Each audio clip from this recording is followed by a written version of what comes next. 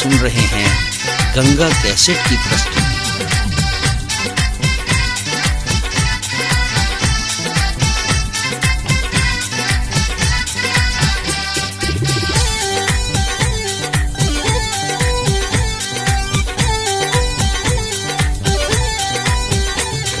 कवन पढ़ाई पढ़त रहलू गोरी तू कोचिंग में, कवन पढ़ाई पढ़त रहलू गोरी तू कोचिंग में।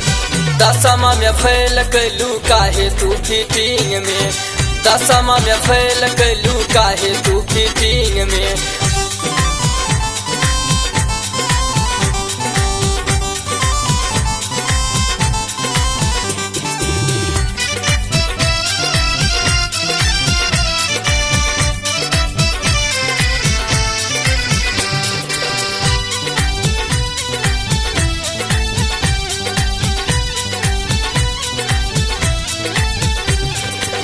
दिन रात लागे रहलू बना पर तू के ताना, केकरा से करेलू बात हम के बतावाना।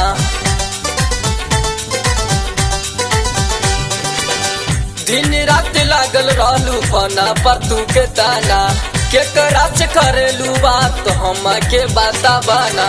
हरदम रहेलू गोरी तू पूरे फिटिंग में, हरदम रहेलू गोरी तू पूरे फिटिंग में। दसमा में फेल कैलू काहे तू फिटिंग में, दसमा में फेल कैलू काहे तू फिटिंग में।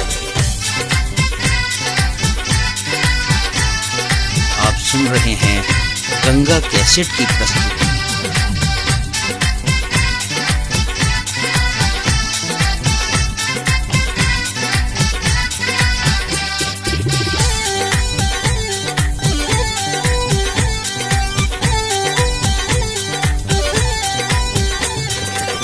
बोडक सीम राखेलू करब लो फिरी जी, काहे रहेलू गोरी फोन पर इतना बीजी। बोडक सीम राखेलू करब लो फिरी जी, काहे रहेलू गोरी फोन पर इतना बीजी। पहले से सेट रहे तोरा ई मीटिंग में, पहले से सेट रहे तोरा ई मीटिंग में। दसमा में फेल कैलू काहे तू फिटिंग में, दसमा में फेल कैलू काहे तू फिटिंग में।